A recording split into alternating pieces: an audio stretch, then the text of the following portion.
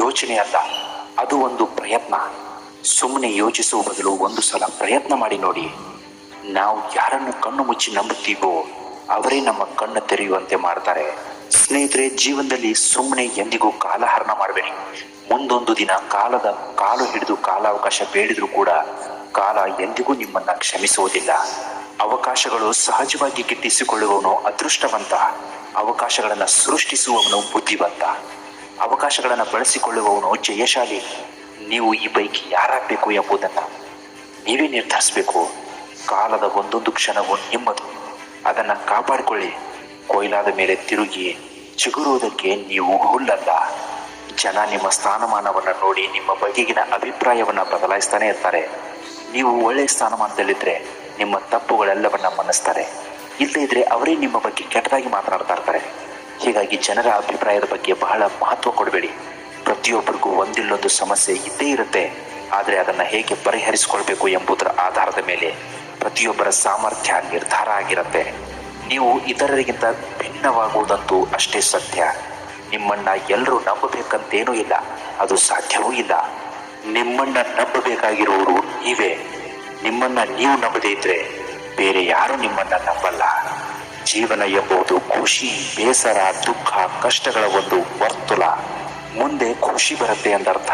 ಅಲ್ಲಿಯ ತನಕ ಕಾಯುವ ಸಹನೆ ಮತ್ತು ಅದಕ್ಕಾಗಿ ಪ್ರಯತ್ನ ಜಾರಿಯಲ್ಲೇ ಇರಬೇಕು. ನಮ್ಮ ಸಂಪರ್ಕದಲ್ಲಿ ಬರುವ ಪ್ರತಿಯೊಂದು ಜೀವಗಳಿಗೂ ಪ್ರಜ್ಞಾಪೂರ್ವಕವಾಗಿ ನಮ್ಮ ಶಕ್ತಿಯ ಅನುಸಾರವಾಗಿ ಒಳ್ಳೆಯದು ಮಾಡುವುದನ್ನೇ ಮನುಷ್ಯ ಜೀವನ ಅಂತಾರೆ. ಉತ್ತಮ ಅವಕಾಶ ಎಂಬುದು ಅಡೆತಡೆಗಳ ಕೋಟೆಯೊಳಗೆ ಅಡಗಿಕೊಂಡಿರುವ ಅಮೂಲ್ಯವಾದ ವಸ್ತು. ಸ್ನೇಹಿತರೆ, ಭರವಸೆ ಅನ್ನೋದು ಕತ್ತಲು ಕವಿದ ವೇಳೆಯದು ಬೆಳಕಿನ ಅನುಭವ ಪಡೆದು ಹಾಡು ಹಾಡುವ ಹಕ್ಕಿ ಇದ್ದಂತೆ. ಕೆಳಗೆ ಬಿದ್ದ ಕೂಡಲೇ ಅದು ಸೋಲು ಎಂದೇನಲ್ಲ, ಬಿದ್ದ ಜಾಗದಲ್ಲೇ ಮತ್ತೆ ಎದ್ದು ನಿಲ್ಲುವುದಿದೆಯಲ್ಲ, ಅದು ಕೂಡ ಒಂದು ರೀತಿಯ ಗೆಲುವೇ. ಸಾಧಕನು ಮಾತ್ರ ಪ್ರತಿ ಸವಾಲುಗಳನ್ನು ಸಾಧನೆಯ ಶಿಖರದ ಮೆಟ್ಟಲುಗಳನ್ನಾಗಿ ಮಾಡ್ಕೋತಾನೆ. ಸ್ನೇಹಿತರೆ, ನೀವು ತುಂಬಾ ಸಾಲ ಮಾಡಿದ್ದೀರಾ. ನಿಮ್ಮ ಸಾಲವೆಲ್ಲ ತೀರಿ ಹೋಗಬೇಕು. ನೀವು ಕೋಟ್ಯಾಧಿಪತಿಯಾಗಿ ಬೆಳೆದು ನಿಲ್ಲಬೇಕು ಅಂದರೆ ಈ 2 ಕೆಲಸಗಳನ್ನು ತಪ್ಪದೆ ಮಾಡಬೇಕು. ಅದರಲ್ಲಿ ಮೊದಲನೇದು, ನಿಮಗೆ ತುಂಬ ಸಾಲ ಆಗಿದ್ರೆ, ನೀವು ಪ್ರತಿದಿನ ಸಾಲದಲ್ಲಿ ಕೊರಗ್ತಾ ಇದ್ರೆ, ಇಡೀ ಜೀವನ ಎಲ್ಲ ಸಾಲದ ಕೂಪದಲ್ಲೇ ತಳ್ಳಿಕೊಂಡಿದ್ರೆ, ನೀವು ಮಾಡಬೇಕಾಗಿರೋ ಮೊದಲನೇ ಕೆಲಸನೇ ನೀವು ಮಾಡಿರುವಂತಹ ಒಟ್ಟಾರೆ ಸಾಲವನ್ನ ಲೆಕ್ಕ ಮಾಡಬೇಕು. ನೀವು ಮಾಡಿಟ್ಟಿರುವಂತಹ ಒಟ್ಟಾರೆ ಸಾಲವನ್ನ ಹೇಗೆ ತೀರಿಸಬೇಕು ಅಂತ ಮೊದಲು ಪ್ಲಾನ್ ಮಾಡ್ಕೋಬೇಕು. ಹೌದು ಸ್ನೇಹಿತರೆ, ಒಟ್ಟಾರೆಯಾಗಿ ನೀವು 5 ರಿಂದ 6 ಲಕ್ಷ ರೂಪಾಯಿ ಸಾಲ ಮಾಡಿ ತಿಳ್ಕೊಂಡಿದ್ದೀರ ಅನ್ಕೊಳ್ಳಿ. ನಿಮ್ಮ ಸಂಬಳ 20,000 ರೂಪಾಯಿ. 20,000 ರೂಪಾಯಿಲಿ ನೀವು ಅತ್ಯಂತ ಕಡಿಮೆ ಅವಧಿಯಲ್ಲಿ 5 ರಿಂದ 6 ಲಕ್ಷದವರೆಗಿನ ಸಾಲವನ್ನು ಹೇಗೆ ತೀರಿಸಬೇಕು ಅಂತ ಮೊದಲು ಪ್ಲಾನ್ ಮಾಡ್ಕೋಬೇಕು. ಉದಾಹರಣೆಗೆ 25,000 ರೂಪಾಯಿ ನಿಮಗೆ ಸಂಬಳ ಇದ್ರೆ, ಅದರಲ್ಲಿ ನಿಮ್ಮ ಟೋಟಲ್ ಖರ್ಚು ವೆಚ್ಚ, ಮನೆಯ ಆಗು ಹೋಗುಗಳೆಲ್ಲ ಸೇರಿ 10,000 ಆಯಿತು ಅನ್ಕೊಳ್ಳಿ. ನಿಮಗೆ ಉಳಿದದ್ದು 15,000 ರೂಪಾಯಿಗಳು. ಆ 15,000 ರೂಪಾಯಿಲಿ ನೀವು ಪ್ರತಿ ತಿಂಗಳು 10,000 ರೂಪಾಯಿನ ತೆಗೆದಿಡಬೇಕು. 10,000 ರೂಪಾಯಿಯನ್ನ ತೆಗೆದಿಟ್ಟ ಮೇಲೆ ನಿಮ್ಮ 5,000 ರೂಪಾಯಿ ಉಳಿತಾಯ ಇದೆಯಲ್ಲ, ಆ ಉಳಿತಾಯದಲ್ಲಿಯೇ ಜೀವನ ಮಾಡಬೇಕು. ಆ ಉಳಿತಾಯದಲ್ಲಿ ಮತ್ತಷ್ಟು ಉಳಿತಾಯ ಮಾಡಿ ಆ 10,000 ರೂಪಾಯಿಗೆ ಸೇರಿಸಬೇಕು. ಹೀಗೆ ಮಾಡಿದರೆ ಸುಮಾರು 10 ರಿಂದ 12,000 ರೂಪಾಯಿ ನಿಮ್ಮ ಉಳಿತಾಯದ ಖಾತೆಯಲ್ಲಿ ಜಮಾ ಆಗುತ್ತೆ. 1 ವರ್ಷಕ್ಕೆ ಸರಿಸುಮಾರು ನಿಮ್ಮ ಹತ್ರ 1 ರಿಂದ 1.5 ಲಕ್ಷ ರೂಪಾಯಿ ಜಮಾ ಆಗುತ್ತೆ. ಆ 1.5 ಲಕ್ಷ ರೂಪಾಯಿಂದ ಪ್ರತಿ ತಿಂಗಳು ನೀವು ಸಾಲವನ್ನು ತೀರಿಸ್ತಾ ಹೋಗಬೇಕು. ಸ್ನೇಹಿತರೆ, ನೀವು ಮಾಡಿಟ್ಟಿರುವಂತಹ 5 ಲಕ್ಷ ರೂಪಾಯಿ ಸಾಲಕ್ಕೆ ವರ್ಷಕ್ಕೆ ಇಲ್ಲ ಅಂದರೂ 5,60,000 ರೂಪಾಯಿವರೆಗೆ ಆಗಿರುತ್ತೆ ಬಡ್ಡಿ ಎಲ್ಲ ಸೇರಿಸಿ. ಅದಕ್ಕೆ ನೀವು 1.5 ಲಕ್ಷ ರೂಪಾಯಿ ಸೇರಿಸಿದರೆ ನಿಮ್ಮ ಸಾಲ ಒಂದೇ ವರ್ಷದಲ್ಲಿ 4 ಲಕ್ಷ ರೂಪಾಯಿಗೆ ಇಳಿಯುತ್ತೆ.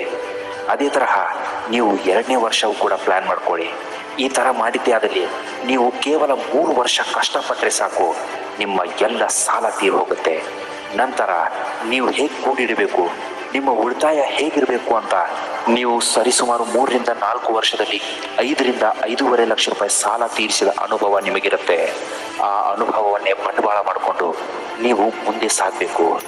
ನಿಮ್ಮ ಸಂಬಳ 25,000 ರೂಪಾಯಿ ಇದ್ದು ಕನಿಷ್ಠ ಪಕ್ಷ 5 ವರ್ಷದಲ್ಲಿ 30 ರಿಂದ 35,000 ರೂಪಾಯಿ ಆಗಿರುತ್ತೆ. ಅದರಲ್ಲಿ ನೀವು ಹೇಗೆ ಸಂಸಾರವನ್ನು ನಿಭಾಯಿಸಬೇಕು, ಅದರಲ್ಲಿ ಹೇಗೆ ಉಳಿತಾಯ ಮಾಡಬೇಕು ಅಂತ ನಿಮ್ಮಲ್ಲಿ ಒಳ್ಳೆಯ ಪ್ಲ್ಯಾನ್ ಬಂದಿರುತ್ತೆ. ಆ ಪ್ಲ್ಯಾನ್ ಪ್ರಕಾರ ನೀವು ಸಾಗಿದರೆ ಕೇವಲ 2 ವರ್ಷದಲ್ಲಿ ಕೋಟ್ಯಾಧಿಪತಿಯಾಗಿ ಮುಂದೆ ಜೀವನವನ್ನು ಸಾಗಿಸಬಹುದು. ಇನ್ನು ನೀವು ಮಾಡದಿರುವಂತಹ ಸಾಲವನ್ನು ಅತಿ ಬೇಗ ತೀರಿಸಬೇಕು ಅಂದರೆ ನೀವು ಮಾಡಬೇಕಾಗಿರೋ 2ನೇ ಕೆಲಸ ಯಾವುದು ಅಂದರೆ ದುಂದು ವೆಚ್ಚವನ್ನು ಬಿಟ್ಟು ಬಿಡಬೇಕು. ಹೌದು ಸ್ನೇಹಿತರೆ, ಈ ಪ್ರಪಂಚದಲ್ಲಿ ನಾವು ಎಷ್ಟು ದುಡಿತೀವೋ ಅದಕ್ಕಿಂತ ಹೆಚ್ಚಾಗಿ ಖರ್ಚನ್ನೇ ಮಾಡ್ತೀವಿ. ಅದು ಎಲ್ಲರಲ್ಲೂ ಕಾಮನ್ ಆಗಿರುವಂಥದ್ದೇ.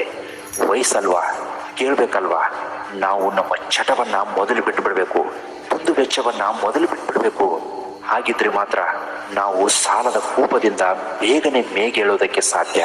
ಇಲ್ಲ ಅಂದರೆ ನೀವು ಸಾಲದಲ್ಲಿ ಮತ್ತಷ್ಟು ಸಾಲ ಮಾಡಿಕೊಂಡು ಜೀವನವನ್ನೇ ಪ್ರಪಾತಕ್ಕೆ ಬೀಳಿಸ್ಕೋತೀರಾ.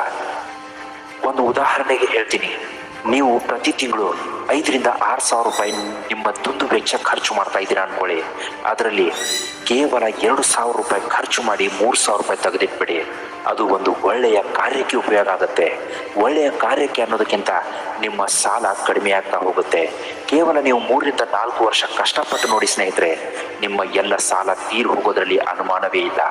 ಹೀಗೆ ಎಷ್ಟೋ ಜನ ಮಾಡಿ ತಮ್ಮ ಸಾಲದ ಕೂಪದಿಂದ ನರಳ್ತಾ ಇರೋರು ಈ ಒಂದು ಒಳ್ಳೆಯ ಪ್ಲಾನ್ ಅನ್ನು ಉಪಯೋಗಿಸ್ಕೊಂಡು ಜೀವನದಲ್ಲಿ ಗೆದ್ದಾಗಿದೆ. ಇದೀಗ ನಿಮ್ಮ ಸರದಿ. ಜೀವನ ಹಾಳು ಮಾಡಬೇಡಿ. ಇದು ನಿಮಗೆ ಸಿಕ್ಕಿಂತಹ ಒಳ್ಳೆಯ ಅವಕಾಶ. ಇಂತಹ ಒಳ್ಳೆಯ ಅವಕಾಶವನ್ನು ಸದುಪಯೋಗ ಪಡಿಸ್ಕೊಂಡು ಜೀವನದಲ್ಲಿ ನೀವು ಕೂಡ ಮುಂದೆ ಸಾಗಿ. ನೀವು ಕೂಡ ಒಬ್ಬ ಸಾಧಕರ ಲಿಸ್ಟ್ನಲ್ಲಿ ಸೇರ್ಕೊಳ್ಳಿ. ಸ್ನೇಹಿತರೆ, ಈ 2 ಕೆಲಸಗಳನ್ನು ನೀವು ಚಾಚು ತಪ್ಪದೆ ಮಾಡ್ತಾ ಹೋಗಿ ನಿಮ್ಮ ಜೀವನ ಬದಲಾಗೋದ್ರಲ್ಲಿ ಸಂಶಯವೇ ಇಲ್ಲ. ಸಣ್ಣ ಸಣ್ಣ ಪ್ರಯತ್ನಗಳು ಕೂಡ ಅತಿ ಮುಖ್ಯವಾದುದು ಸ್ನೇಹಿತರೆ. ಅದನ್ನು ಮಾಡೋದಷ್ಟೇ ಅಲ್ಲ, ಅದಕ್ಕೆ ನಮ್ಮ ಬೆನ್ನು ನಾವು ತಟ್ಕೊಳ್ಳೋದು ಕೂಡ ಮುಖ್ಯ. ಅದರಿಂದ ಪ್ರೇರಣೆ ಪಡೆದು ಇನ್ನೂ ಹೆಚ್ಚು ಪ್ರಯತ್ನ ಮಾಡ್ತೀವಿ. ಸಕ್ಸಸ್ ಸಿಗಬೇಕಂದ್ರೆ ಸಂಕಷ್ಟಗಳನ್ನು ಎದುರಿಸಲೇಬೇಕು, ನೋವನ್ನು ಅನುಭವಿಸಲೇಬೇಕು. ಸಂಕಷ್ಟಗಳು ಯಶಸ್ಸಿನ ಮುಖ್ಯ ಭಾಗವಾಗಿರುತ್ತೆ ಅಂತ ಡಾಕ್ಟರ್ APJ ಅಬ್ದುಲ್ ಕಲಾಂ ಸಾಹೇಬರು ಹೇಳೋದನ್ನ ಯಾವತ್ತೂ ಮರಿಬೇಡಿ. ಜನ ನಿಮ್ಮ ಹತ್ರ ಕಲ್ಲನ್ನು ಎಸಿತಾ ಇದ್ದಾರೆ ಅಂತ ಇಟ್ಕೊಳ್ಳಿ. ಆ ಕಲ್ಲುಗಳನ್ನೇ ಮೈಲಿಗಲ್ಲುಗಳನ್ನಾಗಿ ನೀವು ಪರಿವರ್ತಿಸಬೇಕು. ಕಾಯಕವೇ ಕೈಲಾಸ, ಕರ್ತವ್ಯವೇ ಪರಮೋದ್ದೇಶ ಅನ್ನೋದನ್ನ ನೀವು ಯಾವುದೇ ಕಾರಣಕ್ಕೂ ಮರಿಬಾರದು. ನೀವು ಆಗಸದಲ್ಲಿ ಹದ್ದಿನ ಜೊತೆ ಹಾರಬೇಕೆಂದು ಕನಸು ಕಂಡ್ರೆ ನೀರಿನಲ್ಲಿ ಬಾತುಕೋಳಿಯ ಜೊತೆ ಈಜುವುದನ್ನು ನಿಲ್ಲಿಸಬೇಕು. ನಿಮ್ಮ ಗುರಿ ಮತ್ತು ಸಾಧನೆಗೆ ಪೂರಕವಾಗುವ ಕಾಯಕದಲ್ಲಿ ಸದಾ ನಿರಂತರವಾಗಿರಬೇಕು. ಪ್ರತಿ ಸಮಸ್ಯೆಯ ಆಳದಲ್ಲಿ ಅದರ ಪರಿಹಾರದ ಬೀಜವೂ ಕೂಡ ಇದ್ದೇ ಇರುತ್ತೆ. ನಿಮ್ಮಲ್ಲಿ ಸಮಸ್ಯೆಗಳೇ ಇದ್ದೇ ಇದ್ರೆ ನಿಮಗೆ ಬೀಜಗಳು ಸಿಗಲಾರದು. ಕನಸುಗಳು ಬರುತ್ತವೆ, ಹೋಗುತ್ತವೆ. ನಿರಂತರವಾಗಿ ಅವುಗಳನ್ನು ಹಿಂಬಾಲಿಸಿ ಪ್ರಯತ್ನಿಸಿದರಷ್ಟೇ ನನಸುಗಳಾಗಿ ಮಾರ್ಪಾಡಾಗತ್ತೆ.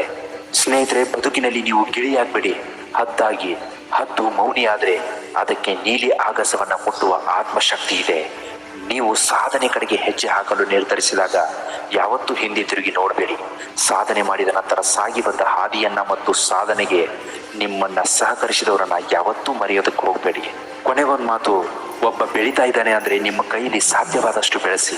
ಆದರೆ ಯಾವತ್ತೂ ಹೊಟ್ಟೆ ಕಿಚ್ಚು ಪಟ್ಟು ಅವರನ್ನು ತುಳಿಬೇಡಿ. ಯಾಕಂದರೆ ನಿಮ್ಮ ಕಿಚ್ಚಿಗೆ ಇನ್ನೊಬ್ಬರ ಜೀವನ ಹಾಳಾಗುತ್ತದೆ ಎಂಬುದನ್ನು ಮರಿಬೇಡಿ. ಇಂತಹ ಮತ್ತಷ್ಟು ಮೋಟಿವೇಶನಲ್ ವಿಡಿಯೋಗಳಿಗೋಸ್ಕರ ನಮ್ಮ ಚಾನಲ್ನ ನೀವು ದಯವಿಟ್ಟು ಸಬ್ಸ್ಕ್ರೈಬ್ ಮಾಡ್ಕೊಳ್ಳೋದನ್ನು ಮಾತ್ರ ಮರಿಬೇಡಿ. ಇಂತಹ ಮತ್ತಷ್ಟು ಒಳ್ಳೊಳ್ಳೆ ವಿಡಿಯೋಗಳು ನಿಮ್ಮ ಮುಂದೆ ಪ್ರತಿದಿನ ಬರ್ತಾನೆ ಇರುತ್ತೆ. ನಮಸ್ಕಾರ, ಎಲ್ರಿಗೂ ಒಳ್ಳೆಯದಾಗಲಿ.